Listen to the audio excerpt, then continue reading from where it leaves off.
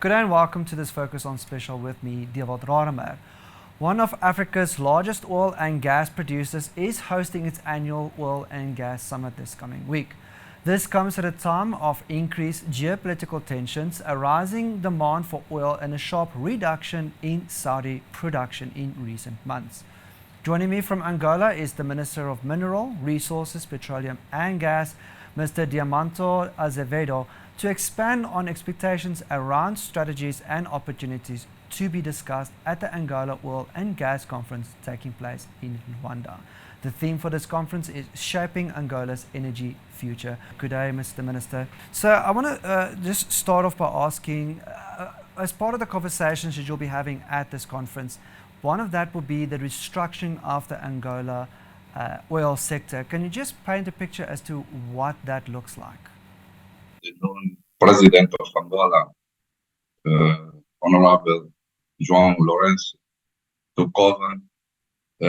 He decided that we have to do some changes in the oil and gas sector to improve the performance of the sector. And the first we did was to approve a new governance model of the sector. That model is characterized by the separation of the functions of the different actors in the sector, and also to create new bodies. So we decide to separate the functions of regulator and concessionaire from Angola, and creating two new bodies. One for the upstream that becomes in charge for concessionaire function and also for regulator, and another body for the downstream industry with the same two functions.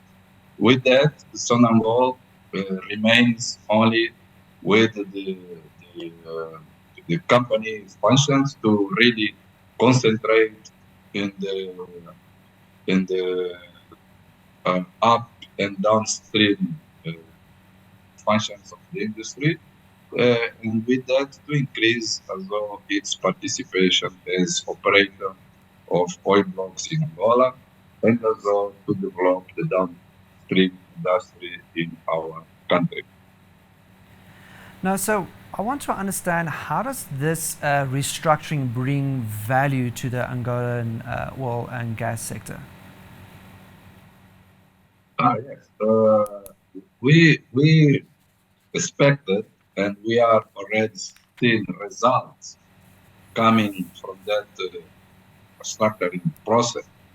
First of all, we bring with that more transparency on the sector, and also we brought more opportunities for the investors to come to Angola, not just only in the upstream, but also we opened the opportunities for the downstream industry.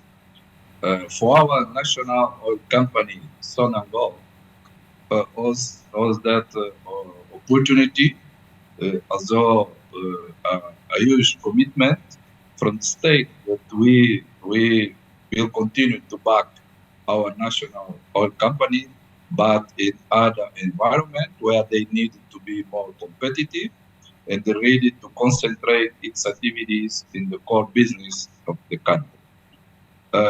We also work on a few legislative measures that contribute to more investment in the oil and gas sector of Angola, and that legislation that we approved, the strategies that we approved, and some other measures are starting to be fruitful. Now, I'm also to understand that the government is looking to consolidate its National Agency of Petroleum, Gas and Biofuels. Just paint us a picture as to what that looks like. Yes. We Yes, we created as I say, two bodies. The National Petroleum Agency is in charge for the upstream as concession and regulator. And we have approved a few documents that are to be implemented or are being implemented by the National Petroleum Agency. One is the strategy for the exploration of oil and gas till 2025. The another one is the strategy for licitation of new blocks, also till 2025. A part of that, the National Petroleum Agency was negotiating the extensions of some concession and also using the new possibility we introduced in the system uh, for direct negotiation of blocks. The, these three instruments are being useful for the stabilization of the production in our country and also to increase the reserves and fight the decline of production in the country. The, the exploration strategy aims to look for some new prospect for oil exploration and development, not only in offshore but also in some sedimentary bases that we still have in onshore, and we expect to be successful, and with that, Angola to remain as a oil producer in one of the oil producers in the African continent. The strategy for attribution of concession uh, as the objective uh, to do at least 50 to do the licitation of at least 50 blocks onshore and offshore till 2025. And then lastly, Mr. Minister, just to bring this conversation to a close, I also want to just get a deeper understanding as to Angola's place in the global energy transition. Do you have any particular project, like hydrogen projects, that you're going to place forward?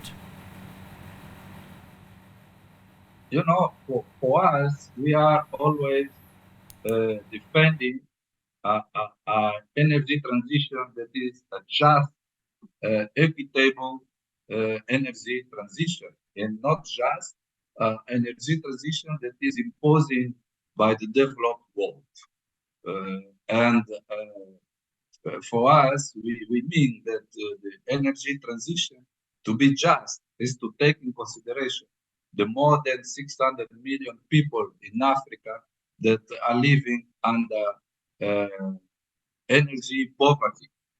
And if we don't implement just equitable energy transition, that energy poverty will increase instead of diminish.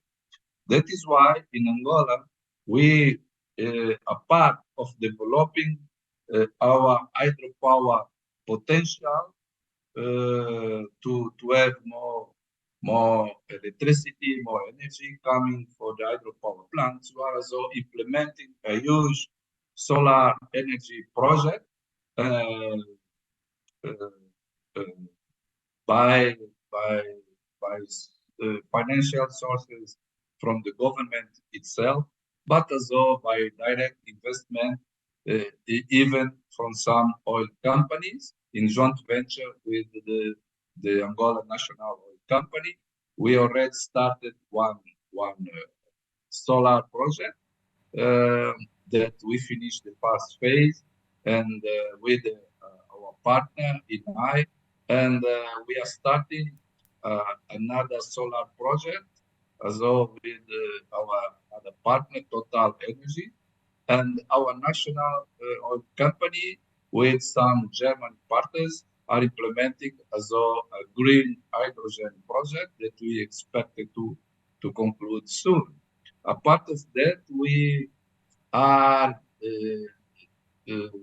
by using one of the legislation we approved in the last mandate for the monetization of non-associated gas, we formed a new gas consortium to develop some gas deposits non-associated with oil that were already discovered.